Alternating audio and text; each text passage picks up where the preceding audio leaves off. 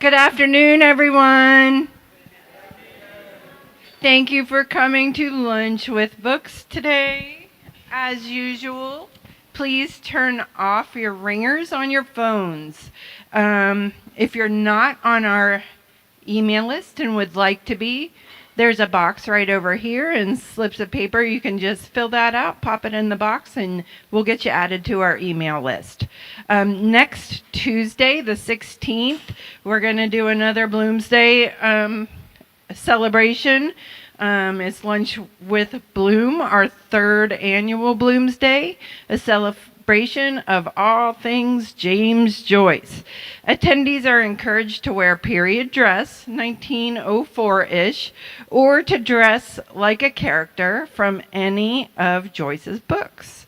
There will be food from Midge's Kitchen. She's going to actually have the hot dog cart here for real. No cancels. There's going to be music, reading, stories, games, and prizes for the best dressed.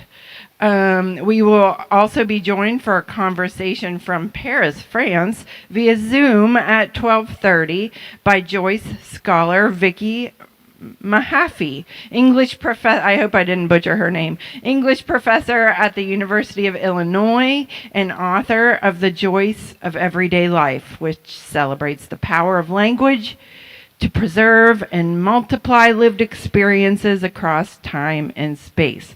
We also have a couple adult programs coming up that are part of our Unearth a Story adult summer reading program.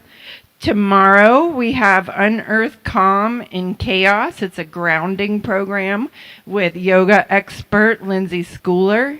We'll have this room emptied out with yoga mats. We're going to make it peaceful, and Lindsay's going to guide us through some yoga movements and grounding techniques. So that's tomorrow here in the auditorium at 6 o'clock. On Saturday at noon, we have Unearthing a Page-Turning Treasure in the Steel City. There is a bookstore in Pittsburgh. It is also a restaurant. It is also an artist venue, and most importantly, they provide residences and financial assistance to exiled writers from all over the world. So this Saturday at noon, their community events director is going to be here, and two writers in residence, Rania Mamoun from Sudan, and Alexander Frazenko from Ukraine. So it should be a really good program. I encourage you to check it out. I gotta switch pages. So today, Robert Long Foreman is an award-winning writer with Wheeling roots. He earned a PhD in English with a creative writing emphasis at the University of Missouri and now lives in Kansas City. Heavens to Betsy was inspired by the time Robert ran into the street to stop a pug dog from getting smashed to death by a dump truck. The book has been called a hodgepodge, part anti-memoir, part unlikely hero's tale, in which Betsy, the little pug who nearly meets her end beneath a dump truck, becomes an eponym for failure, inspiration, origin stories, aging, parenting, sustainability, and more. So I introduce you to Robert. Take it away.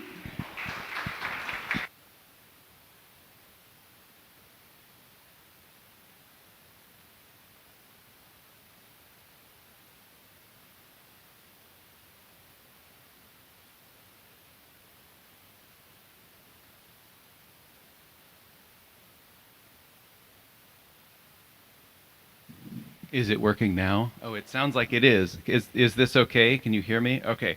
I don't really know where to start. So I don't know how this is going to go. This could be terrible. Sorry in advance if it is. I don't do this. I used to do this kind of thing fairly often, but I haven't done it in quite a while. And I used to be in fact an English professor. And so I would talk to groups of people all of the time, and I was had a lot of practice doing this kind of thing, and I've and I'm out of practice, and so this is probably going to be very scattered and weird for everybody. So I'm sorry. And so, I'm going to eventually get to talking about this book, this chapbook, Heavens to Betsy. If you don't know what a chapbook is, it's something that poets made up, probably to satisfy their egos, because that's usually what they're trying to do. No offense to the poets. No, it's sort of like, it really is something that comes from poetry. Like a book of poems is generally like what, 50, 60 poems. A chapbook is sort of like this shorter. I don't know, usually around, I think 20, 25, maybe a little bit more than that poems. Anyway, this is not a poetry chapbook, it's a prose chapbook. I wrote it and sent it into to a contest that was both poetry and prose. The winner of the contest was D.A. Powell, very, very, very famous poet. And so it was very good to lose to him. This book was chosen as a runner-up. And it's nice. Okay, so the timeline for setting this, but part of the reason why this is going to be weird, or why it's already weird, is that the timeline for this whole talk was back before 2026, I still sort of had a little bit of hope for myself as a writer, and I was like, okay, I'm only 44 years old. I was 44 years old at the time. Like, maybe there's still time. Maybe I can still make it. But then, like, sometime in December, I was like, nah, man, that's not going to work out. And so I just decided, instead, I'm just going to go get a full-time job.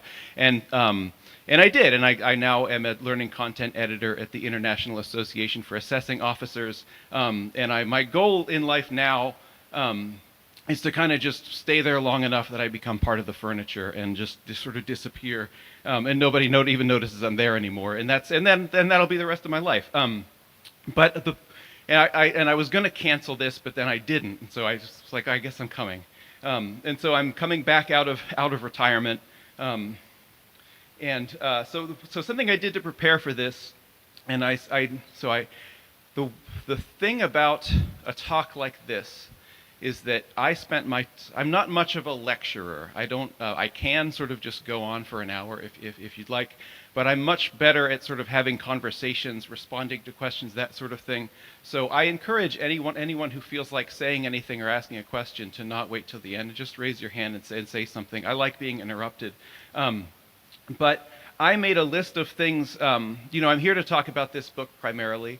And just writing in general, I suppose. But I also I have a lot of things on my mind. And so I started making a list yesterday because I was panicked. Like, what am I going to say for an hour? And so I just made a list of things that are on my mind that we can talk about, most of which don't really have anything to do with this book. And so I'll list some of them. And then I'll sort of tell you the epiphany that I had after I made this list. One is I was watching this interview that two psychoanalysts were doing, and this Jameson Webster is this writer, thinker, psychoanalyst I admire. She said something about how our culture has been kind of like, our culture is now saturated with irreverence, that like irreverence is like the common denominator of all of our culture right now, and that's really stuck with me. So that's something we can talk about.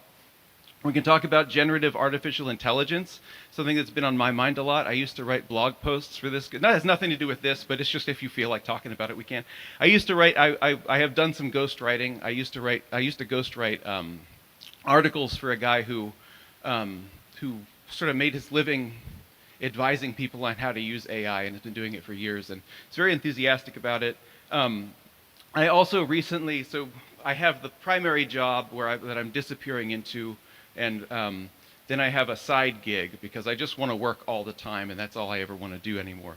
I have a side gig where somebody will send me a novel, I'll read it, and I'll tell them what they should do to clean it up, fix it up, send it before they send it off to agents and go and make $1 billion or whatever it is they want to do. Somebody recently sent to me a novel that they said they wrote. It's 160,000 words, over 300 single-space pages. The entire thing was obviously written by a chatbot. And so I have a lot of thoughts about that. We could talk about what's going on with the Strait of Hormuz if you'd like to. I found a website where you can track like the movements of different boats worldwide. And I've been looking at the movement patterns. Like you can pinpoint a boat anywhere in the world and look where it's been in the last day or so. And it's really fun to look at what the boats in the Strait of Hormuz have been doing, because most of the time the boats go in a straight line, but these are just going like this, like making these weird shapes because they can't go anywhere. We can talk about writing and life in general, ghostwriting, freelance editing. But to get to the books I've written and the thing I'm here to talk about, I was I've been sort of panicking, trying to figure out what to say to you all that you can sort of take with you. And I was listening to a book podcast last night. There was another interview between two writers, and one of them said, the one who had written the book and was not the interviewer, said a book is like a process of trying to understand something. She was explaining that she had written a book about a memoir of her life with an eating disorder, and explaining like, well, this isn't just a story of having an eating disorder. It's me trying to sort of get to the bottom of it. And so the question, I guess the question that that sort of stood out to me, and I thought, okay, if this book, Heavens to Betsy, is a process of trying to understand something, what is it that I'm trying to understand? And I think that's a good sort of question to ask of it. And okay, so the epiphany, after I made this whole list of things to talk about, I realized why I was making this list. I remembered the last few years I spent teaching. I don't know if it's because of the school where I was teaching, or if this is just how students have gotten. So I was an English professor, and the thing you do if you're teaching an English class is you assign people to read a book or a short story or something, and then they read it, and then you come back to class, and then you talk about the short story. Well, the problem I had was no one ever read anything. Like, everybody just stopped reading. I didn't know how to make them do it, because they didn't, like, the thing I had always done in the past was give them a reading quiz, okay? Like, now your grade depends on reading. But these students didn't care about their grade. Like, they were like, oh, fine, if I get an F, I get to stay in school for, I don't know what was going on. This was where I realized, okay, I guess I just should not be a teacher anymore, because I didn't know how to inspire them. I didn't know what to do. And so I just sort of had a list of, that's what I did at the beginning of every class. I was like, well, here's stuff we can talk about. I know you didn't read this, so I guess we can just have this conversation. I had gotten so demoralized. Anyway, so to talk about these books, so my sort of trajectory, I grew up here in Wheeling, in Woodsdale on Poplar Avenue, and went to West Virginia University, went to Ohio University for a master's degree, went to Pittsburgh. It's really strange, because I'm used to sort of referring to Wheeling, and nobody even knows what I'm talking about, and you all know very much what I'm talking about. It's really strange. I'm usually doing this in like Kansas City. What was I going to say? Ended up at the University of Missouri. Went off to teach in Rhode Island, where nobody reads anything, even if it's what they're there to do. And then quit my job and moved to Kansas City, where I'm sort of slowly disappearing. In the course of doing that, I've published a number of books down here. The first one was called Among Other Things. It's a collection of personal essays about various things, some of which involve this town that you all either live in or at least know about. The second one was this short story collection, I Am Here to Make Friends, which came out in 2020.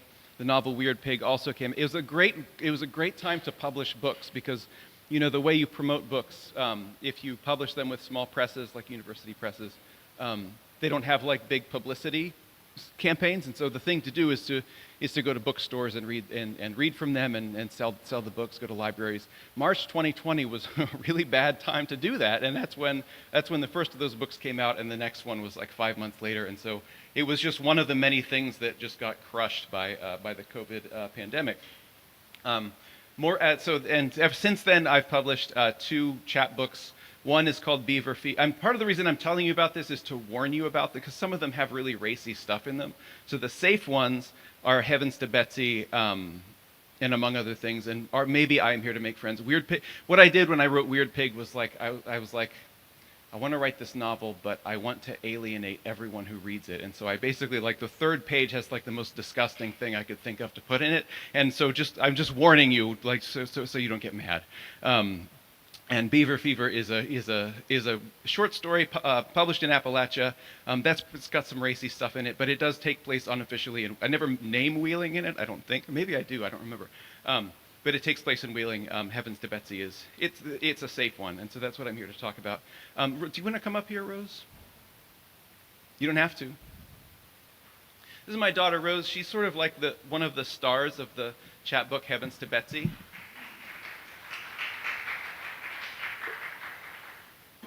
And I thought she could sort of explain what the central story or if she could tell the story of what happened to sort of give rise to this book in her own words.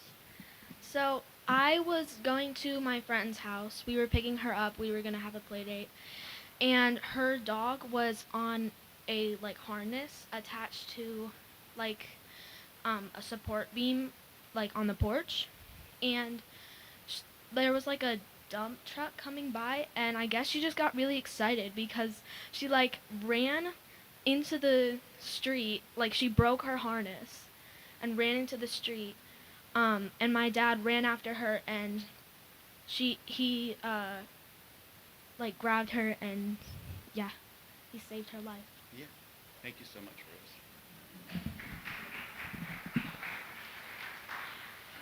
So yeah, so Betsy, the very fat pug, got free, ran away. I had learned something. We had learned in advance of this taking place that Betsy the dog really loves dump trucks. Like, she sees a dump truck and she just wants it really badly. And so this was the worst case scenario. A dump truck comes down the street, Betsy goes for it, the harness breaks, and nobody knows what to do. The story of what actually happens in the book, it sort of takes up 30 seconds of action. But as I was doing this, as I was running down this street trying to catch this stupid, this smelly pug, I was like, this is the dumbest thing I'm ever going to do in my life. This is the most humiliating thing I'll ever do in my life. So I should probably try to make some money from it. And so I did. And so I'm going to read some parts of it.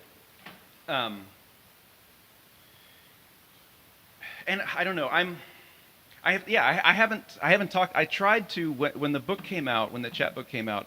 I tried setting up a launch party. My friends were I wasn't going to do anything for it. My friend Luke was like, no, you got to have a launch party. We'll come out, everybody. And so I tried setting up a launch party. I wrote to this bookstore where they have a lot of events, and was like, oh, I sort of was acquainted with the person. I tried to set something up, and I tried to contact them 2 different ways, and they never wrote back to me. And so I guess I'm just maybe I've fulfilled my goal of disappearing. It's nobody even wants me to. But anyway, but then I wrote to the folks here, and they welcomed me immediately. So I guess that says something about what a good place this is. So I haven't talked about this at all, and I'm sort of I feel funny about it because the ideal way to encounter this book is to pick it up having no idea what it is, and I'll sort of get to why that is in a second. So I'm going to start reading from it. I'll read the first few pages. One unique thing about this book is that the front matter and the back matter of the book are sort of integral to the book. So the dedication and the acknowledgments are sort of part of the story in a way. And so I'll read the dedication, and this is a work of sort of fiction in nonfiction at the same time. So this is sort of written in my voice, but it's also me as a deranged lunatic, and so that's kind of why it sounds the way it does. And so this is the dedication. It's This book is dedicated to anyone who is willing to put it all on the line in the name of being a hero. My doctor, for example. Also Rose, my daughter, who wants everyone to conserve water. We are in the midst of a global water crisis, and we need to do everything we can. So this is page 1. I guess just to tell you, so every like a poetry chat book, every page is every page is it's sort of its own independent section. It's sort of like a bunch of small pieces of a story that add up to a whole story. So this first one is called Origins and Beginnings. I grew up in West Virginia and moved a lot after that. I live north of Kansas City now. I have kids and a wife. I never wanted to be a hero. Maybe I should have joined the Army when I was 18, but I would have freaked out and had to go home. I take medicine for my nerves and terrible attitude. No one gave me proper guidance. I mostly just want everyone to leave me alone. I didn't ask for this. All I did was act when I saw the need for action. I did what no one else could because I was chosen by a higher power to rescue a living being who needed me. Sometimes I wish it had never taken place. It did take place, though, and it's like my mind has a permanent scar that will never heal or go away. I'm writing this book so I can tell my story and get it over with.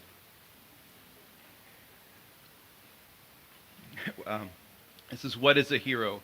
If you look up the word hero in the Oxford English Dictionary, in an instant it will deliver a pretty good definition. A man, or occasionally a woman, generally admired or acclaimed for great qualities or achievements in any field. I don't know why the definition is sexist. I don't know what's going on at the OED. I'm not sexist. Being a hero doesn't have anything to do with that. It is true that my recent act of heroism was gender exclusive.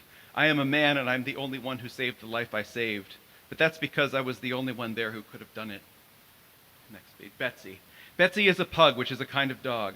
There are books about the biology and life of the pug. Some of them are beautiful and they have information. The one I have from the library has a photograph in it of two pugs fighting over the love of a butterfly. They are raised up on their hind legs, trying to reach the butterfly, which is orange and flying overhead. Pugs are so small.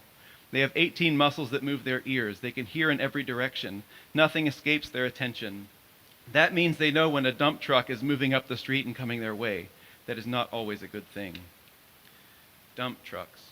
The first dump truck was invented in the 1890s in England by someone called John Isaac Thornycroft.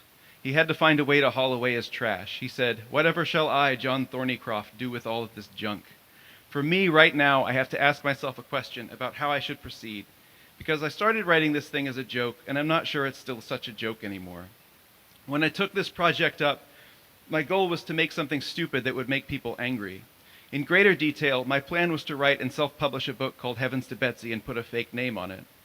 Heavens to Betsy would look like a real enough book on the outside, but inside it would be the worst thing anyone had ever read. If someone bought it, they would regret buying it. Its contents would be a puddle you step into without realizing how deep it is. The water comes up past your ankles. It is cold, there's oil on the surface, and the oil makes rainbow swirls. And that's nice, but you don't want this stuff on your beautiful shoes. I wanted someone to sit reading this book in their kitchen and wish they could be at my house killing me because they hate what I had written so much. But they wouldn't be able to find me and murder me because I would have used a pseudonym. But while I went about writing this whole thing as a put-on, as a pretend book, to be presented to the world as the work of someone who doesn't exist, I found that in the course of writing it, I expressed something real, something true. Despite my initial intentions, something in this thing I was working on mattered. The event that brought on this book was real. The pug named Betsy is real. She ran into the street in the path of a dump truck. I intervened. I acted when I saw the need to act. I surprised myself. And while my impulse right after the event and actually during it was to laugh at myself and see how ridiculous my life was, because I was a grown man chasing a pug, and pugs look so absurd that everything around them can't help seeming funny too, something started gnawing at me when I rescued Betsy. Something started to hurt. I don't know why it hurt or where the pain was exactly, but I know that I felt it, which made it impossible for me to let this be merely a stupid book that inspires regret in the people who buy it. I mean, it will always be that, at least a little. It will have that intention at its core, buried in a seed like a seed in an apple. But despite that seed being there, and despite my doubts as to whether I have what it takes to pull it off, I find I have to try to turn Heavens to Betsy into something more than a disaster that everyone should hate. At the same time, I hope it will still be a disaster that everyone will hate.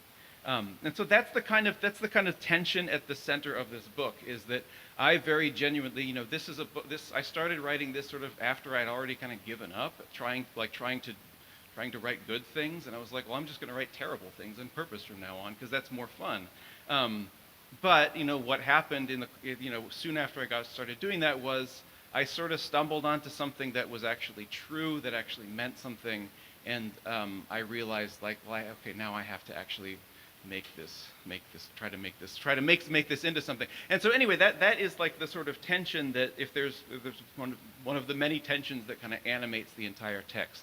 It's, I want this to be the dumbest thing anybody's ever made, but I also don't want it to be that dumb. Like, I also want it to be good. And so that's sort of the dialectic of this thing, I guess, if you want to use that, if I know how to use that word. I was interviewed recently for a magazine, the literary magazine Copper Nickel, and someone asked. So yeah, it sort of led me to articulate or to identify what was the moment when that happened, where I was like, okay, now I have actually said something that I need to. This is the sort of the dynamic for me when I'm writing something, or at least when I'm writing it like this, is I have a terrible idea, and that's what gets me excited. I'm like, oh, this is going to be the dumbest thing I've ever made. And then a good idea kind of grows out of the bad idea. And I sort of pinpointed what I think that moment is. and I'll read this page to you. Shoot. Is everybody okay? Okay, good. I'll take that as a no. But so this is on page 19. So this is kind of like, this is the aspect of the experience of, and I'll read a little bit about rescuing Betsy from Oblivion. This was kind of the point of I was writing along, sort of coming up with ridiculous things I could do with this book. Like one of the, and I won't read it to you because I can't really do it justice, but one of the ideas I had was like, what if I have like several pages throughout the book of inspirational quotations of people who all have the same name but have no other connection to one another. And so and I was like, well, let's see what that would look like. And so I have an inspirational quotation from Hillary Clinton about how we need to, carry on and fight on or whatever. And then I found an inspirational quotation from George Clinton which is about something similar. And then like the moment where I was like, okay, this is going to work, I think, was I found a quotation from Clinton Portis, who's a running back for I don't know what team he was. And it has nothing to do with it's just like about how he doesn't want to sign autographs. Sorry. If you see it, you'll. I can't do it justice, but it's really good. So, but this is the point where it got serious. And this is the page called "The Mess You Cannot Clean Up: A Hero's Burden." I have never crashed a car, but I've almost crashed several cars. The guy driving in front of me will stop without warning. I hit the brakes just in time. A kid will jump in front of my bumper. I stop the brake. The car stops a foot from his face. When things almost go wrong, it makes you realize how at any minute things can go horribly wrong. When you narrowly escape tragedy, it's not as bad as the tragedy coming true. Of course it isn't, but it still isn't good. I don't have nightmares about the worst things happening. My bad dreams are about the worst things almost happening. If you see me lying there asleep behind my eyelids, I'm probably at that moment narrowly escaping a tragedy of enormous proportions. I'm almost falling off a cliff or nearly getting someone killed. When I'm awake, I'm relieved that Betsy is alive. I'm grateful to fate for giving me the chance to save her. But what I've learned in my life is that you don't walk away clean from a near miss with calamity. There is something in what could have come to pass that sticks to you. It gets on your skin, it leaves a stain, and there isn't a brand of soap that can wash it off, not at the grocery store.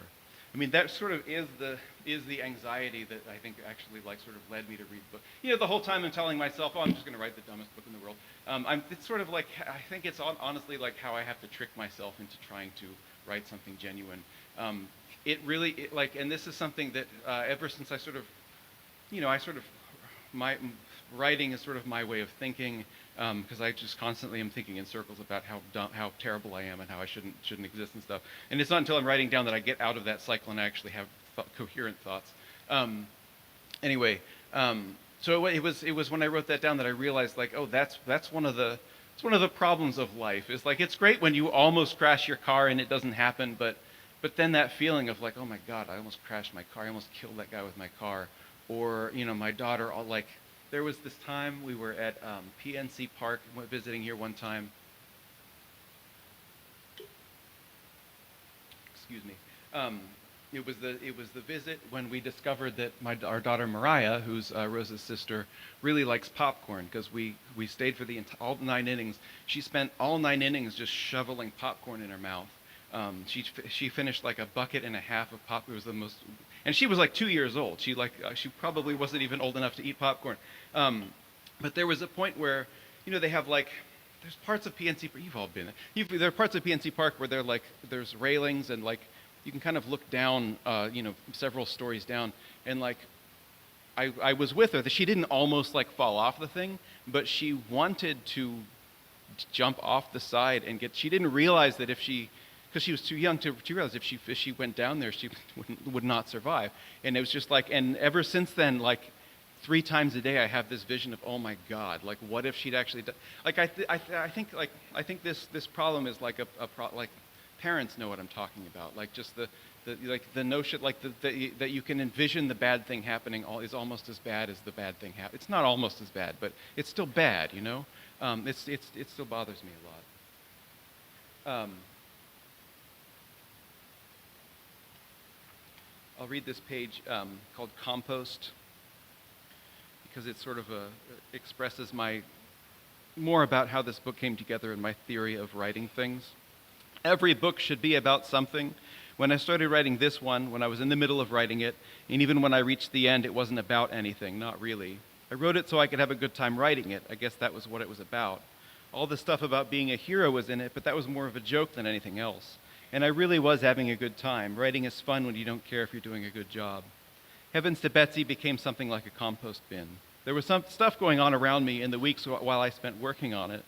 Some of the things landed in the bin where they mixed with the other stuff, got wet and warm, and smelled horrible and turned into something else. If I was in a room and someone said something, then whatever came out of their mouth might make for good raw compost. I am sometimes, for example, a substitute teacher. What can I say? I need money. Not anymore. Now I have a job. I was subbing for an English class at a high school one morning where the students were to spend their time listening to Tuesdays with Morrie, the inspirational book by Mitch Albom that has sold more copies than the Bible. I have not read Tuesdays with Morrie before, but although I was not one of the students in the class, I learned something from it. I learned the reason why, when I used to teach at colleges, the students arrived to my English classes already bored, expecting the worst and unwilling to read the things I assigned to them. If you had to read Tuesdays with Morrie in high school, then why would you want to read a different book when you got to college? What I heard of that book was so dull. It was definitely about something, but what it was about was tedious, and to me it seemed trite, artificial even. I didn't doubt the veracity of Mitch Albom's account of his dying friend dispensing hard-won wisdom, but everything I heard in that room as the audiobook played sounded hollow. If you knocked at it just hard enough, it would come to pieces. Tuesdays with Morrie ended up in the compost bin, in that warm, wet place I encouraged it to spoil. I mean, this is sort of how I approach writing, is like I start a project and then it just becomes like a magnet for all the detritus of all the trash that I'm going through in my life, all the bad feelings I have. They just kind of get sucked up. I don't know, magnet's not the word for it. It's more like a vacuum. It just sucks up all this horrible, terrible stuff, and I try to turn it into something that people would actually want to read. I don't know if I succeed at that, but I will read to you a little bit more because there's some good stuff in here. But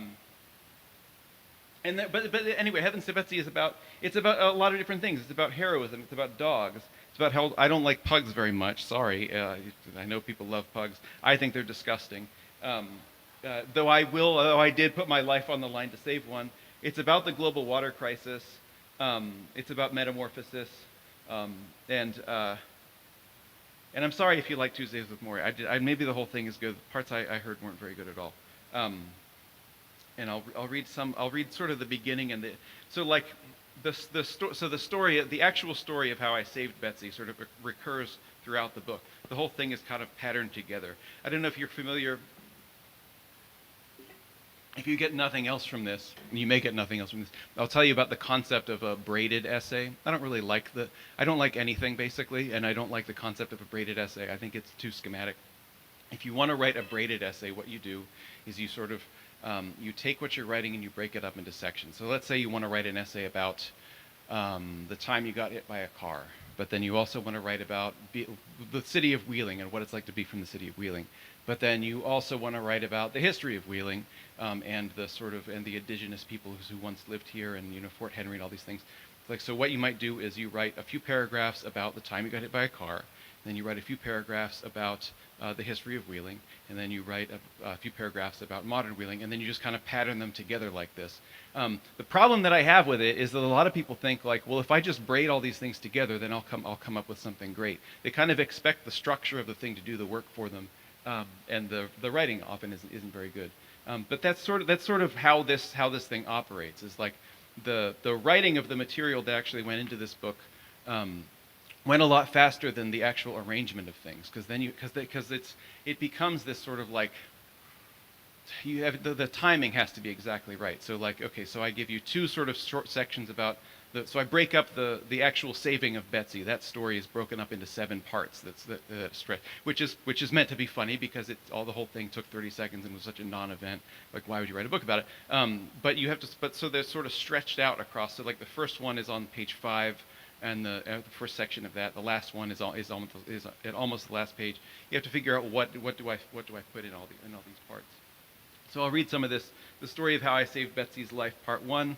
I was sitting in the driver's seat of my car the moment I saw Betsy would need saving. My daughter was in back with her friend who lives with Betsy. I was about to drive them to our house. They were supposed to play together. I'd put the car in reverse and begun to pull away. I saw a dump truck barreling down the road, or up the road, I don't know directions.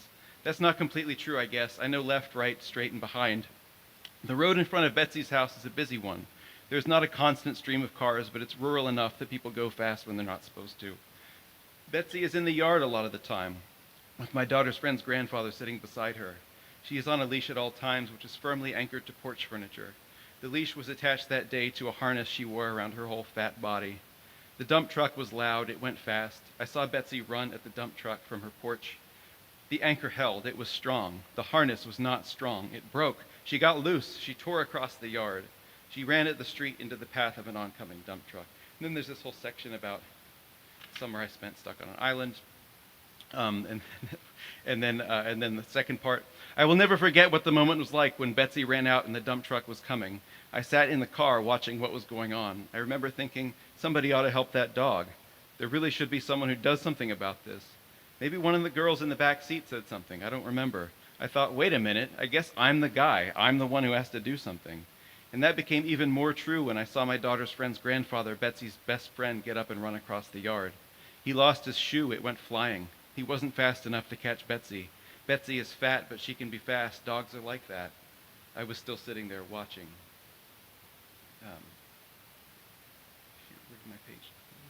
I really wanted to have like those little post-it notes, those tiny ones that because then if somebody is reading from a book and they have it with them and they have all those little post-it notes, people in the audience are like, oh man, this guy must do this all the time. He gets invited everywhere to give talks and things, and he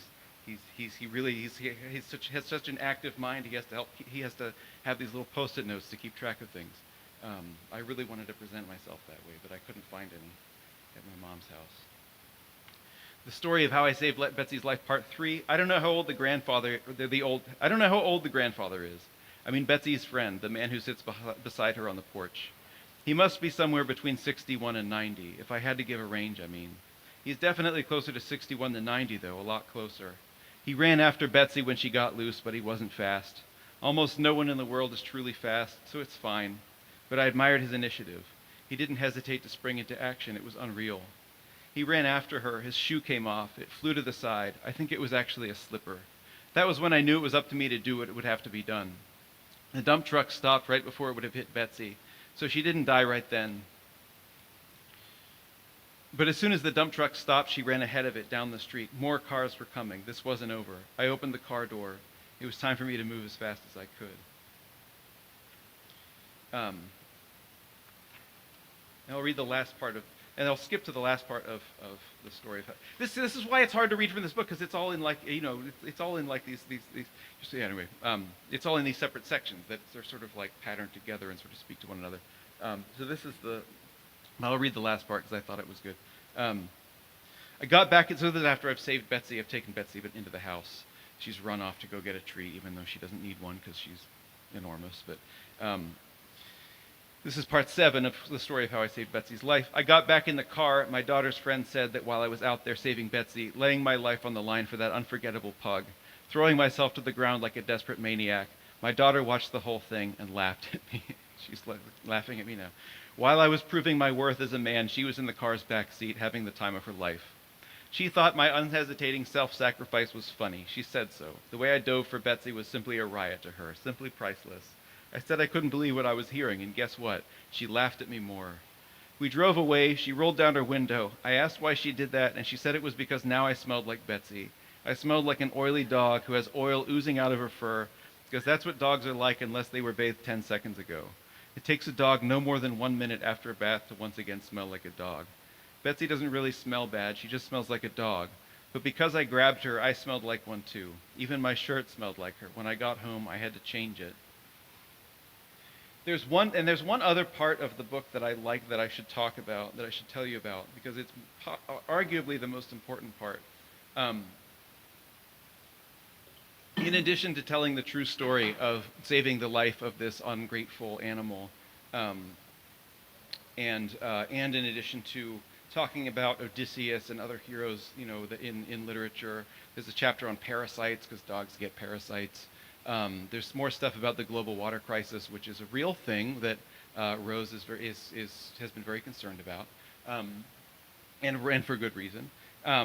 There's also the talking about Tuesdays with Maury gives rise to this fictional narrative in 5 parts of, I imagine what it would be like if Betsy the pug were transformed into an old man who lives in a house and is dying of tuberculosis, and I go and visit him every Thursday to check in with him and get life advice from him, basically. But what happens is, in the course of it, is I hate him a lot, and I want him to die faster than the tuberculosis. This is fictional, by the way. And so in 5 parts, I go from just being disgusted with him to actually murdering him. And so I'll read you one of the earlier, the second part and the 5th part where he dies. It's fiction. Even though it makes me feel sick and want to go away forever, I have to once again think about what it would be like to visit Betsy if she was dying from tuberculosis in a house where she was a man and had kids. I would not poison him on the second visit, but there's no way I wouldn't think about it. I would bring him food every time I saw him that I made. Maybe this time I would make him pizza bowls, or just one pizza bowl. To make a pizza bowl, cook orzo, and in another pan fry garlic, onions, veggie sausage, because I'm vegetarian, and a boatload of kale. Add Kalamata olives and Parmesan dressing, which has in it mayonnaise, shredded Parmesan, Worcestershire sauce, Dijon mustard, and lemon juice. I would definitely consider adding poison to that dish when I brought it to him. Maybe that means I'm not a hero, but a killer. But I don't think so. This part of the book is not real. I'm making this up, and I feel really bad for inventing the concept of Betsy becoming a man with tuberculosis. I wish I never thought of it. I would go and see him with a pizza bowl, and I would watch him eat it the way a dog would. Like he would stick his human face into the bowl and slurp it with his tongue like a dog. I would watch him, and I would be swallowing every few seconds to keep the puke down. I would wish I had poisoned the pizza bowl after all. He would say, thank you, Bob. He calls me Bob. The old man calls me Bobby Bear, which is why I hate him so much. Thank you, Bobby Bear, for this delicious treat. I wouldn't say anything in response to that. I suppose now you want the wisdom you came for. You would like me to sing for my supper. I still wouldn't say anything. I would not look at him at all.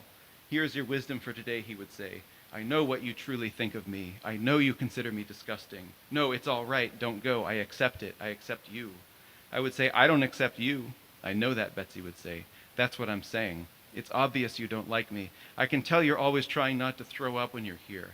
I know myself and I accept myself. And I have a family that loves me. I worked hard for years to provide for them. When I couldn't find other work, I was a substitute teacher. Those were the hardest days of my life. Every moment I spent at that job was a humiliation. When I think of having done that to myself, I wish I was already dead. All substitute teachers are vermin. I would sit with my arms folded. I would say, I don't care about any of that. You're a nightmare. Dogs are not supposed to be people. You're a woman dog, not a human man. I don't know how you became what you are right now. And yet, Betsy would say with a smile, despite how you feel about me, I enjoy our talks. I like it when you come here. I enjoy the nourishment you bring. My concern, Bobby Bear, is not for me, but for you. Perhaps you really do hate me. Maybe in your heart you know with great certainty that I am an abomination. But when I am finally gone, where will that leave you?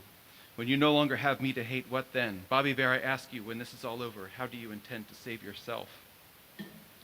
And then I'll read the death scene, and then we can get some. I'll talk about the money I've made from this, and we can open it up to questions. So this is the final, but this is the Betsy as an old man's death scene. The final time I would go to see Betsy when she was a dying man in a house, I would definitely kill him. It wouldn't matter to me that he was dying already. I think the most important thing would be for him to not exist anymore as soon as possible. I would want to use a shotgun to kill him, but I've never shot one. Plus, I saw a movie once, I think it was The Magnificent Seven, where someone said you had to hold a shotgun just right when you pulled the trigger or else it would break your arm. I do not want to break my arm, so I would use the poison that was in my kitchen. I would choose the nicest poison I could because I know some of them are hard to deal with. I mean, the ones I have in mind are all fatal, but I heard that one kind of poison makes your whole body suffocate and it takes a long time. There's another one that makes blood come out of your mouth. I wouldn't want Betsy as a dying old man to suffer. I would only want him to not be there anymore. I would make something I make all the time, which is fried potatoes with a side of scrambled eggs. I would cook shredded kale in the eggs. It makes them delicious and much greener than they are without it. I would not put poison in those parts of the food. I would add poison instead to the Dijon mustard I spread on Betsy's eggs. I love putting Dijon mustard on eggs.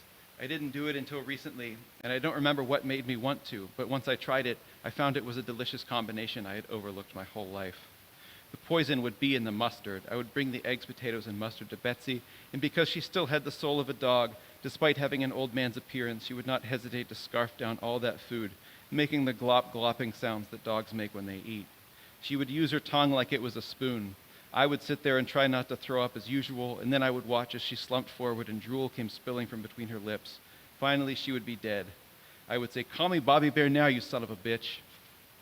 I would then go to wherever her loving family was and say, "Okay, everybody, you're not going to believe this, but the tuberculosis got the best of your husband and father. At last, Betsy is dead." They would be distraught. I would say, "I want to console you by sharing one of the last things he said to me, which is that no one ever really dies as long as they have placed their money in the right combination of mutual funds and government bonds." The whole family would be crying but also smiling because of what I told them, which I heard from old man Betsy. And then I would leave before anyone figured out what I did to the mustard. Oh, I did want to read one more part because it's a grudge I have with the city of Wheeling. Where is it? Okay. I do have I like this town. I miss it a lot anytime I'm not here, and it's so good to come back. I do have one very big complaint about what it was like to grow up here. One thing I was worried about, I didn't mention this. This is another thing, but this is in the past. There was always a guy in town who wanted to beat me up. I don't know why. I don't know if that's true of every town, but from age 14 onward until I left, I just knew there was a guy, if I ran into him, he was going to fight me. I never did anything to him. We never had a conversation. There was no reason for it. There was always a guy who was really good at fighting, and he identified me as a target. And so, there was a guy in Warwood who was I had to talk my way out of getting my face punched in. I don't know if that's true everywhere, but it's definitely true here. This is another thing. Is about, and I mentioned Jebias, which is exciting. I was in my late 20s. Maybe it was my mid-20s, but I didn't have kids yet. I don't recall who was with me. I was back in my hometown, and whoever I was with, we had just come out of Jebias, a produce market that had been there a really long time. There were kids gathered behind Jebias, maybe 5 of them. One of them had a long stick. He wasn't doing anything with it, just wielding it in general. An old man was climbing into his car, somewhere in the space between me and those kids. He stopped before he entered the car and shouted at the children. He pointed at them and told them they had to get away from there, or else he would call the police and have them removed. He didn't want the kids to be standing behind Jebias. I watched all this happen and thought about how this is what life has always been like in my hometown. If kids are gathered anywhere that's not a church or a school, an old person will see them and either call the police or threaten to call the police. It doesn't matter what the kids are doing. If youths are visible, someone calls the police. As long as it's someone who calls them is old enough, cops rush to the scene. The kids were doing nothing in that alley, but the old man made sure they went away. It wasn't until he drove off that it dawned on me. I could have stepped in and said something to the man or the kids. I could have told the old man to shut up. I could have told the kids they should stay where they were because they were doing nothing wrong with their stick. He was being a bully for no reason, and maybe I couldn't have stopped him from calling the police, but I could have hung around to reassure the police the kids weren't bothering anyone. I could have done something, that's all I mean. I was a grown-up, I realized as I climbed aboard my Honda Civic. I was on equal footing with the old man, but I didn't step in and tell him to mind his own horrible business. I didn't do anything. I really regret that. I should have said, I don't know. That's how it always was, if you're skateboarding, or doing inline skating, the police, if you're hanging out somewhere and you're visible, the police are going to show up, and it's just a matter of is it going to be in half an hour? Is it going to be in 10 minutes? Is it going to be in 45 minutes? But eventually you're just going to be told to go away because somebody was those teenagers or those 8-year-olds, I don't know what they're doing, but it's not good. It's really, I don't know. That's sort of, now that I'm actually talking here, I get to air that grievance. But it's really the only one. Does anybody have any questions?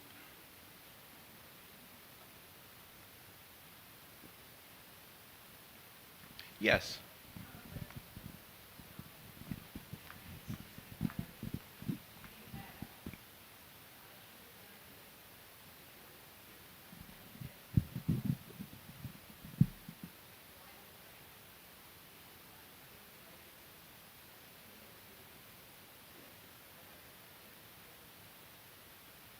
I appreciate that. Yes, it's a common experience. It's like when you replay something in your head, you know what you would have done. I don't know. I think there's a writer, not Andre Dubusse III, who I admire less. Andre Dubusse was a great short story writer. He actually lost one of his legs up to here and another leg down to here because he had stopped by the side of the road to save somebody. Somebody had been in an accident and needed life-saving attention, and so he saved their life. But then he got hit by a car and had to have his legs amputated. And he wrote somewhere that like people have good people. People are good everywhere, but they haven't been trained to do anything. Like people don't have training. I feel like people need to be trained to do more things, not just life saving things, but just intervening in situations. It's like we don't. That TV show. If you watch that TV show, The Rehearsal, I feel like that's what it's. I just realized that's kind of what it's about, where they have somebody like somebody's going to go in for a job interview, so they have somebody learn to be just like the person there who's going to interview them, and so they just rehearse it over. That's just with training. Like, I don't know. People should be trained to stop older folks from yelling at kids. I think that's what I'm saying. Any other questions?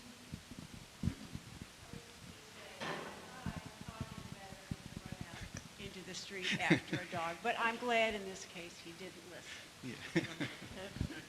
Okay, anybody else have a question? I'll come to you with the mic.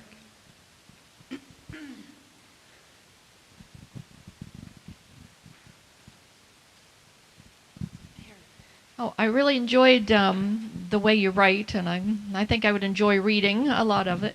And then you also suggested things that we could ask questions about. Yes. I was wondering about AI. I know there was a popular author of the mystery books that I really enjoyed reading, and I read the whole series, and then one came, and it was the most boring, horrible thing, and I think it was written by a chat bot or something. Is there some way to prevent things like that happening, or to us not being suckered into buying something like that or reading something like that?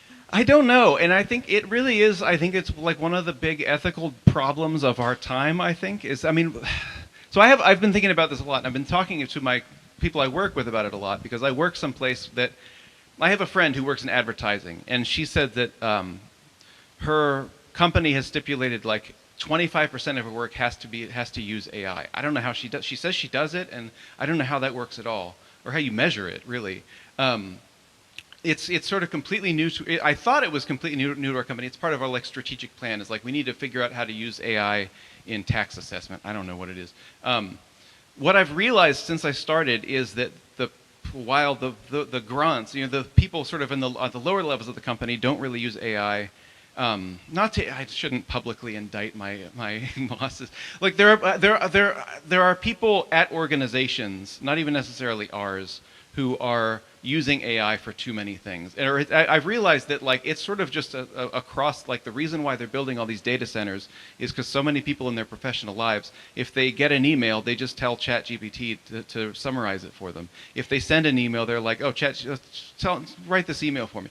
Like I'm sort of starting to realize how much of our society is just on autopilot, and people aren't even like writing emails or reading emails or doing anything. Maybe that's an exaggeration, but it just seems like I'm a little bit worried about what's going to happen when the chatbots are doing everything. There was recently there's a scandal recently. The magazine Granta, which is one of the biggest literary magazines in the world. It's a British literary magazine. If there's an equivalent to the New Yorker in England, it's probably that one. They had this contest. That was for it was like the Commonwealth Prize. So it's like if you live in the English Commonwealth, you can submit a short story. Well, the winner is like they chose a winner and then they published it, and it's very clearly written by a chatbot. The author, the photo of the author is clearly an AI generated image, and it's been this kind of scandal that nobody really knows what to do about. And people are sort of asking, because if you look at the writing, it's the most atrocious stuff you've ever seen. And I'm pretty sure I know how that happened. I think that the judge of the contest was like, I don't want to do this. And so they just uploaded all these submissions to ChatGPT and were like, choose the best one. And ChatGPT chose the one that was also written by ChatGPT. And it doesn't, yeah. And I think we're going to end up seeing more of that. And I don't know. On the one hand, I find it very demoralizing. On the other hand, I find there's something energizing about it, because I know I've never used AI for writing anything. I can't imagine using it for writing anything, because for me, I don't get a lot of rewards for writing. I don't really make money. I did win $250 for this book, but I wanted to I wanted to use this particular cover the artist for the cover, who also did the cover of the Weird Pig novel, and so I just used my contest money. I used the $250 to for her to make the cover. So I didn't make anything from it. So I don't make any money from writing. It's for me. It's all just about the process is the thing that I do it for. It's like I learn a lot from it. I find it extremely frustrating to write anything. I have a really hard time with writing, but that's what it's all about. It's like you're figuring out what's going on in your own brain as you're writing something, and it's sort of maddening that people, not that people don't see it that way, or that they're just like, oh yeah, that sounds great. I'm just going to have ChatGPT do this, and I'm going to make $100,000. And final thing, I recently. Did I tell you this already? So I read a 160,000 word novel. He paid me to do it, so I was like, fine, I'll take your money. And somebody sent me a 300-page single-spaced novel, all written by ChatGPT. And the way that I knew it was written by ChatGPT is it had this incredible tick. It would every other sentence or every third or fourth sentence, it was contrasting things that had no business being contrasted. There was a scene where this police officer was investigating a guy, and he was checking in with a guy, and he approached him and said, "I'm giving you too much of an answer, and I'm sorry," but he approached him and said, so the police officer goes up to him and says, "This isn't an arrest. It's not an investigation. It's me trying to find out if you're okay." It's like, why why do you have to like set up a straw man like for it doesn't make any sense. And it just did that constantly. It had this tick, and it also it was this so weirdly circular. There was a sort of whole, I think it was a serial killer thing with the novel. The protagonist had a girlfriend who was accident prone and very sickly, and every 30 or 40 pages, she would have some kind of episode that would land her in the ICU. And he would get a phone call wherever he was, and he would rush to the ICU and say, "Oh, what's going on?" And the doctor would say, "Oh, she's in bad shape, but we think she's going to be okay, but you have to be strong." And then 40 pages later, he gets another phone call. And then it turns out she's okay. She gets out of the hospital. 40, 50 pages later, oh my gosh, she's sick again. And so, like, I think the chatbot knew, well, this is how you make things exciting. You have somebody rush to the hospital and find out, no, she's going to be okay. And so it just did that over and over and over again, which, I mean, to me, that's amazing. I mean, that's like, it would have been funny if I didn't have to read the whole thing. But it is, in retrospect, kind of funny. But yeah, I don't know what to do about it. It's just, I don't know what to do about the number of people that we live among, and that some of us are, who just don't understand why we're alive. that we're outsourcing everything to a chatbot you're kind of missing the point of life. It's like I just don't understand what they're making time for. Like, I don't have time to write this novel. I need to go do what? I don't know what. Like, stare at the wall. I mean,